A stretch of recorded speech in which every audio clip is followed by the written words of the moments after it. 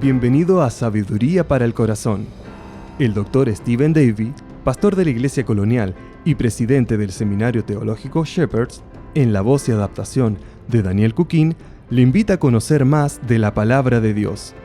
Con Biblia en mano, acompáñenos en el estudio de hoy.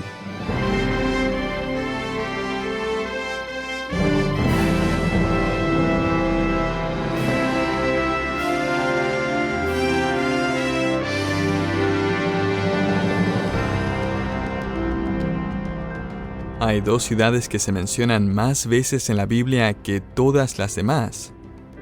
La más mencionada es Jerusalén, apareciendo más de 800 veces. A través de la Biblia, Jerusalén es representada como una ciudad especial en el plan y los propósitos de Dios, y de hecho, Jerusalén es la ciudad de Dios. La última parte de la palabra Jerusalén viene de la raíz hebrea shalom, que significa paz, y toscamente traducida, Jerusalén significa fundamento de paz. Sin embargo, hoy en día la ciudad de Jerusalén experimenta todo menos paz, ¿no es así? No creo que a alguien se le ocurriría describir a Jerusalén como una ciudad pacífica. Y esto es porque su rey no está reinando aún, como lo hará un día según Apocalipsis 19. Mientras tanto, hay otra ciudad prominente a través de la historia de la humanidad. Esta ciudad es mencionada en la Biblia casi 300 veces. Aparece por primera vez en Génesis 10 y por última vez en Apocalipsis 19 cuando es destruida. ¿Ya adivinó cuál es? Esta es la ciudad de Babilonia. Tal como Jerusalén representa los planes y los propósitos de Dios, Babilonia representa los planes y los propósitos del ser humano pecador.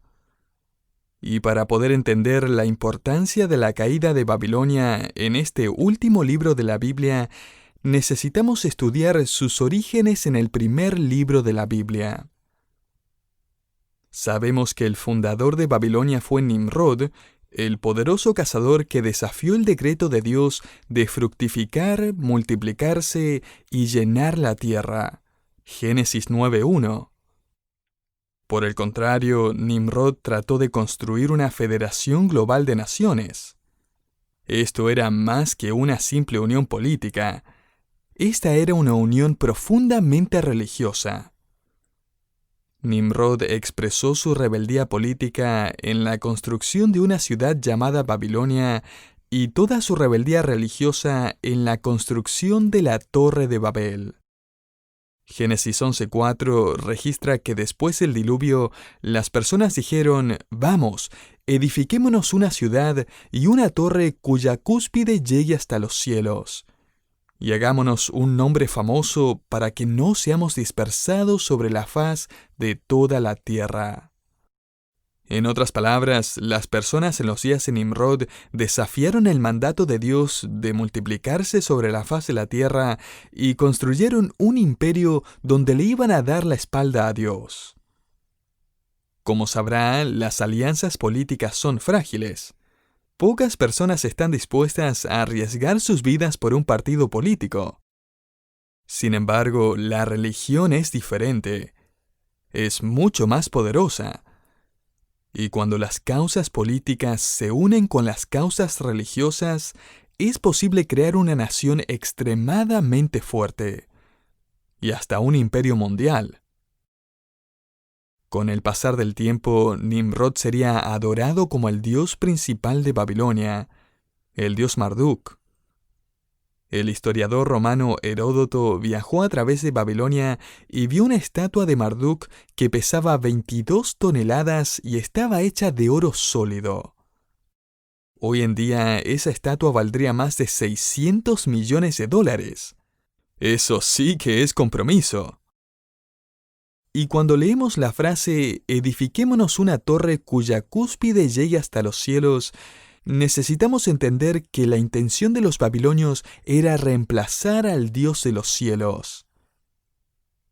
¿Con qué reemplazaron entonces a Dios? Solo necesita investigar un poco acerca de la civilización babilónica para ver que ellos decidieron alabar a los cielos en vez de al Dios de los cielos. Ellos ignoraron al Dios de la creación y la creación se convirtió en su Dios. Esta creencia no ha pasado de moda. Aún en nuestra generación vemos como millones de personas creen en el universo y las estrellas y las admiran, por no decir que las adoran. Hoy millones de personas son babilonios devotos. Ellos tienen sus devocionales en el diario o la revista donde aparece su signo y creen que las estrellas tienen algo que ver con su propósito y destino en la tierra. Este fue el primer sistema de adoración organizada. De hecho, la Torre de Babel originó el zodiaco. Si abre cualquier libro de historia de la astrología, va a notar que todos apuntan a los caldeos, otro nombre para los ciudadanos de Babilonia, como los precursores de estas prácticas y creencias. Y toda esta idolatría siguió pasando de generación en generación y de cultura en cultura. Un autor dijo que los dioses de Roma, Grecia, Egipto y todo imperio mundial esencialmente son los mismos que fueron creados por el sistema religioso de Babilonia. A estos dioses simplemente les pusieron nuevos nombres y características a través de los siglos. Babilonia fue la cuna de la idolatría organizada, la primera confederación, las primeras Naciones Unidas, la primera sociedad construida para juntar a la raza humana y excluir a Dios de ella. Hay detalles fascinantes acerca de la política y la religión babilónica que conciernen a nuestro estudio de Apocalipsis 17. Todavía estamos en la introducción a este capítulo a todo esto. En Génesis 11, la humanidad incrédula ya estaba preparándose para caer de cabeza en la religión de Babilonia.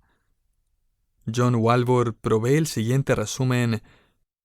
Nimrod tenía una esposa conocida como Semíramis.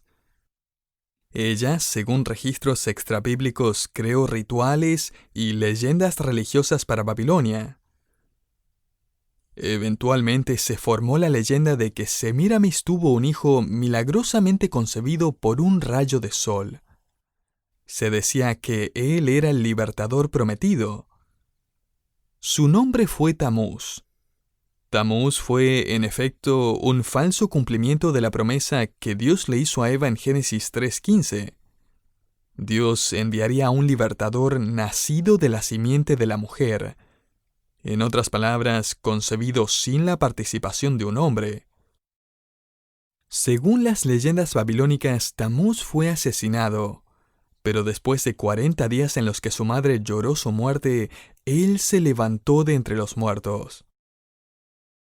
Podemos ver cómo Satanás, desde muy temprano en la historia de la humanidad, ha falsificado la verdad y diseminado su mentira a través de distintas religiones para confundir y engañar a las personas. Semíramis, la esposa de Nimrod, comenzó la práctica de la prostitución religiosa como una forma de adoración. En otras palabras, santifiquemos el pecado.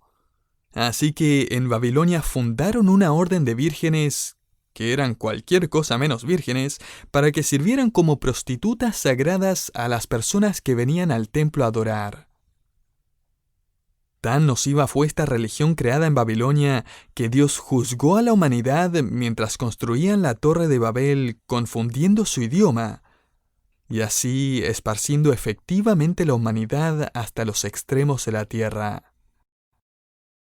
Pero aún después de ser diseminados por el mundo, incapaces de hablar un mismo idioma, la adoración a la creación y la combinación del pecado con la religión ya se habían hecho parte de su ADN espiritual. Y vemos cómo se repiten los mismos patrones en todas las culturas a través del mundo. Es fascinante descubrir a través de la escritura cómo la ciudad de Babilonia constantemente adora a dioses falsos y está en conflicto con la ciudad de Jerusalén y su Dios creador. De hecho, solo necesitamos dar vuelta un par de páginas después de Génesis 11 para encontrar un conflicto entre estas dos ciudades. En Génesis capítulo 14 encontramos que varios reyes conformaron una coalición, derrotaron a Sodoma y se llevaron a sus ciudadanos como esclavos.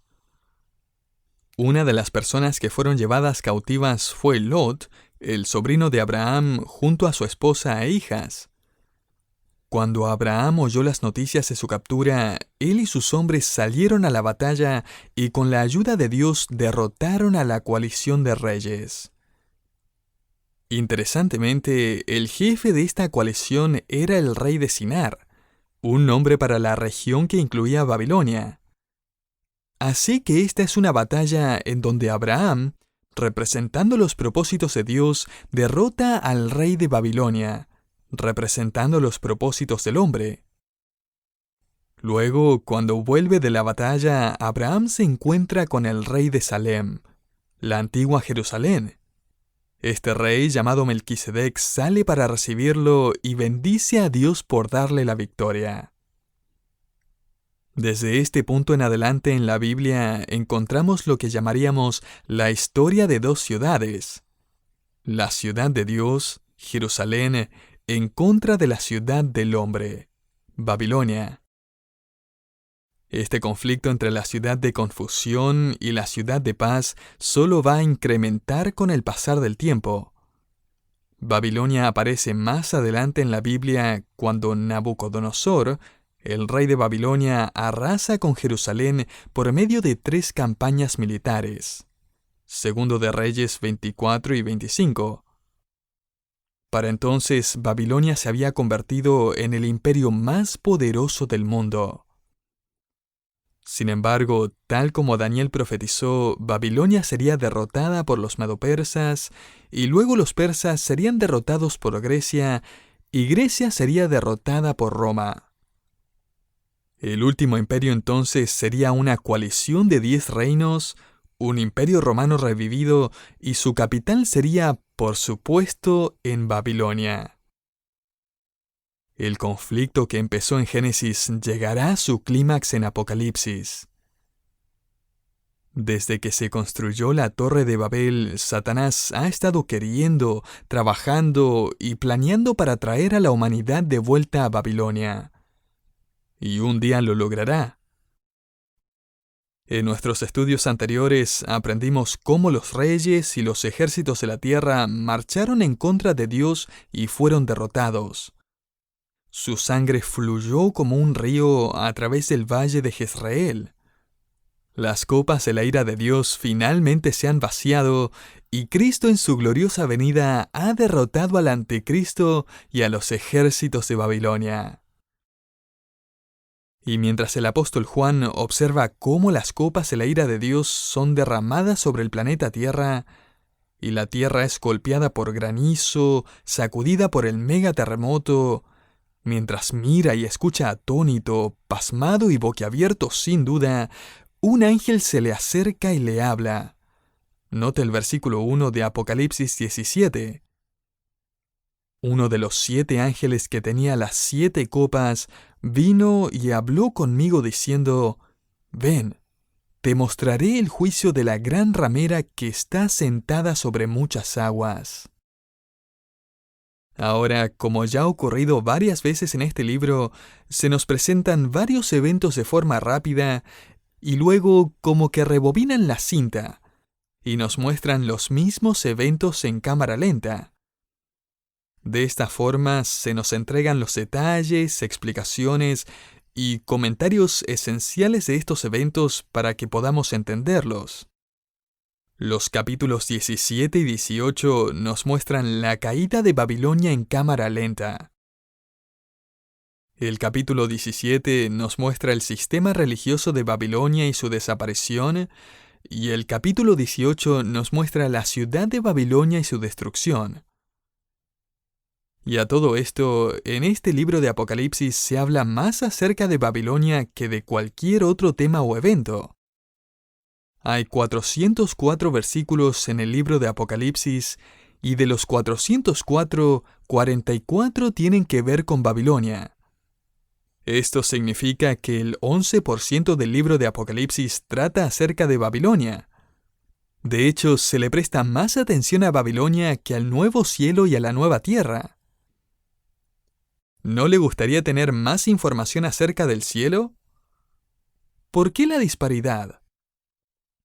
Evidentemente, Dios considera que es más importante que entendamos la naturaleza de Babilonia.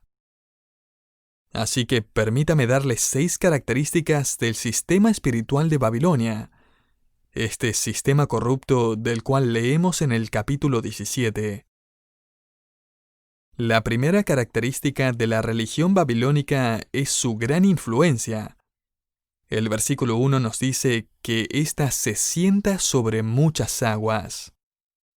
Saltémonos al versículo 15, donde se nos explica que las aguas donde se sienta la ramera son pueblos, multitudes, naciones y lenguas.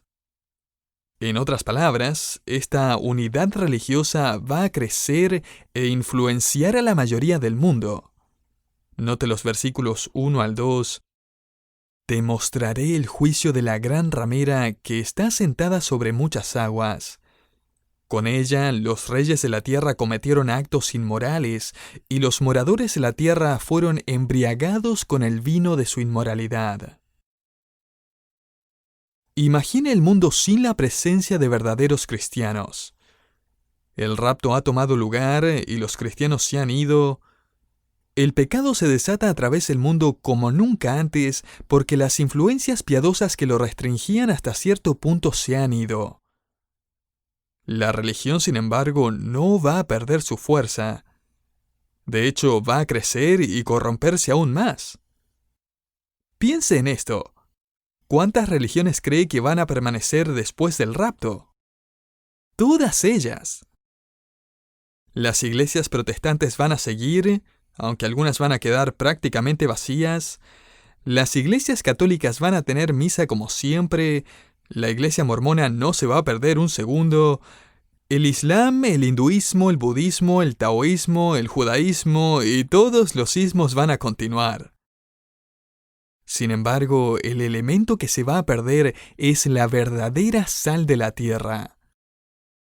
Todos aquellos que han puesto su fe solamente en Cristo serán arrebatadas, y las personas religiosas que quedarán sobre el planeta son las que nunca lo hicieron.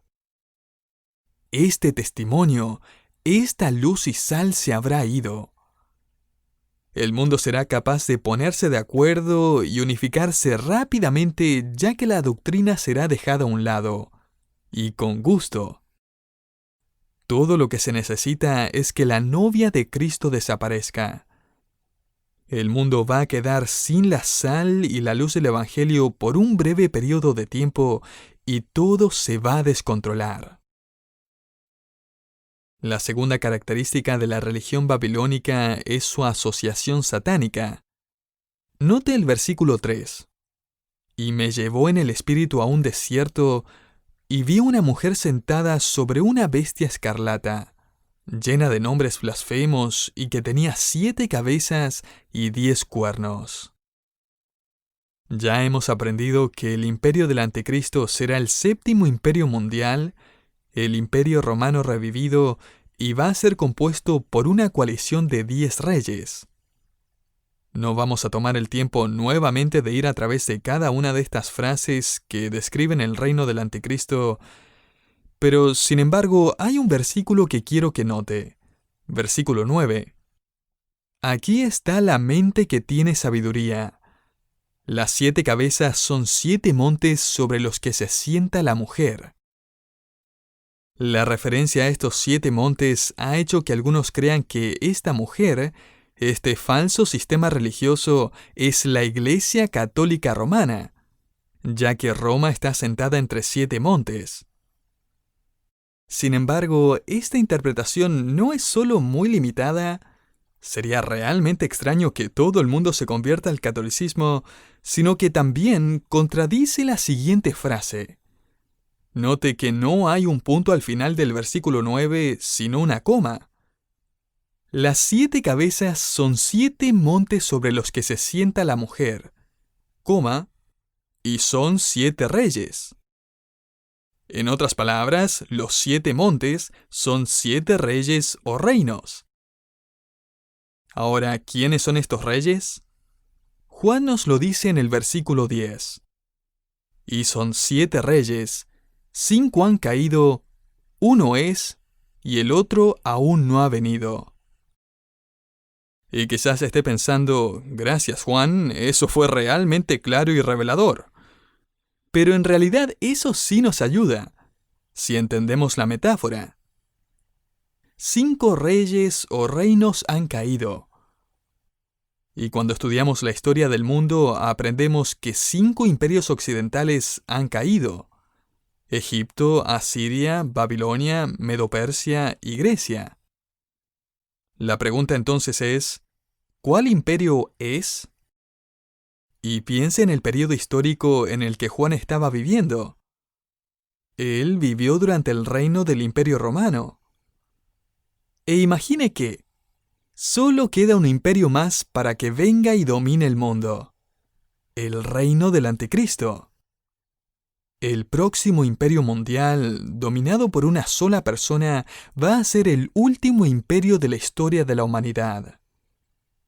El hecho de que esta ramera o este sistema religioso está montado sobre la bestia nos dice que ella está asociada y quizás aún al principio en control del Anticristo.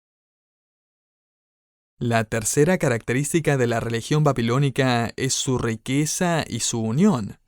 Nota el versículo 4.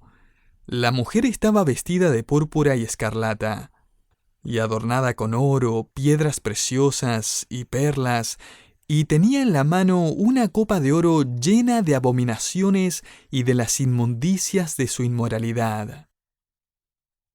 La ropa púrpura y escarlata era la más cara que se podía comprar. Para hacer ese tipo de ropa se debían usar millones de moluscos que producen ese tipo de tinta. En los tiempos de Juan, unos 30 ml de púrpura costaban más de medio kilo de oro. La religión que captura la atención mundial será elaborada, atractiva y muy adinerada. Y me pareció interesante que esta mujer está adornada con cosas que el cielo tiene en abundancia: oro, perlas y piedras preciosas. Lo que me hizo pensar que comparada con el cielo, las religiones del mundo solo parecen baratijas.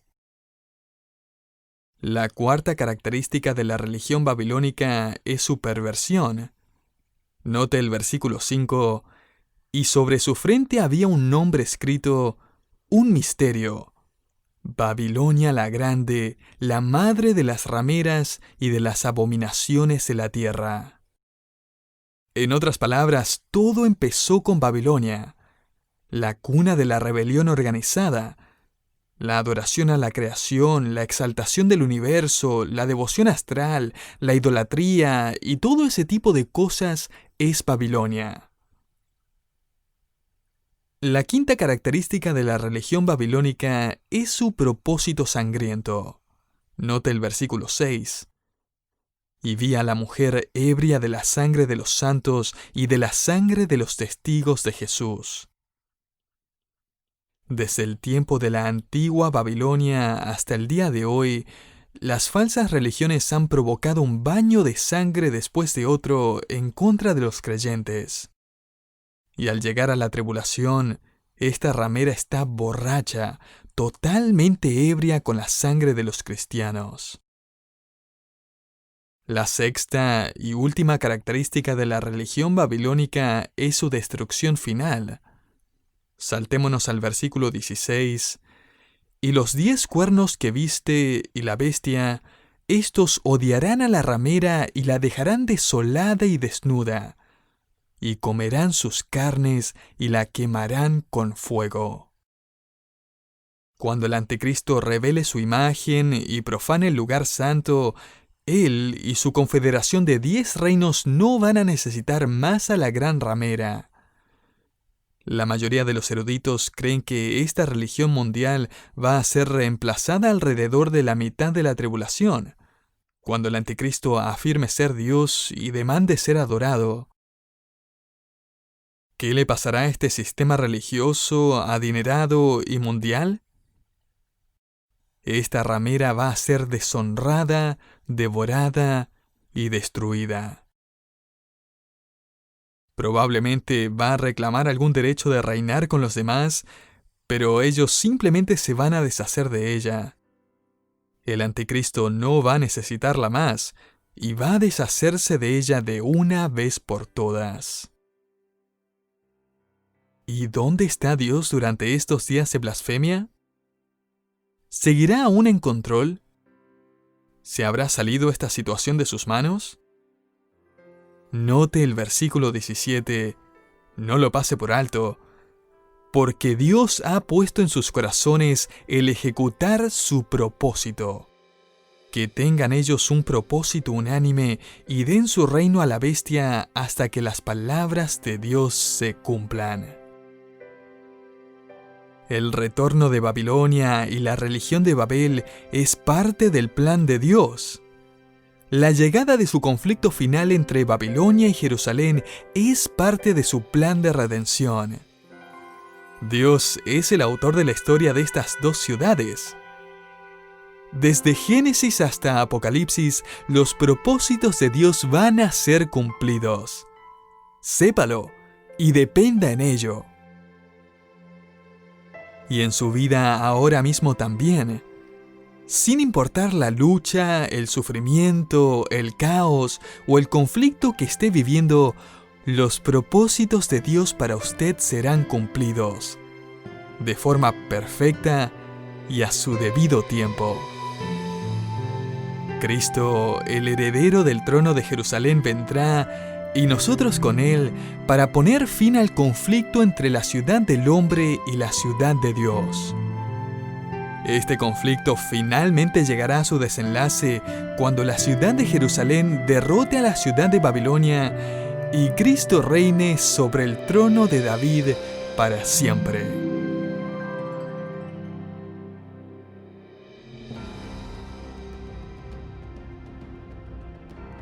Muchas gracias por habernos acompañado en Sabiduría para el Corazón.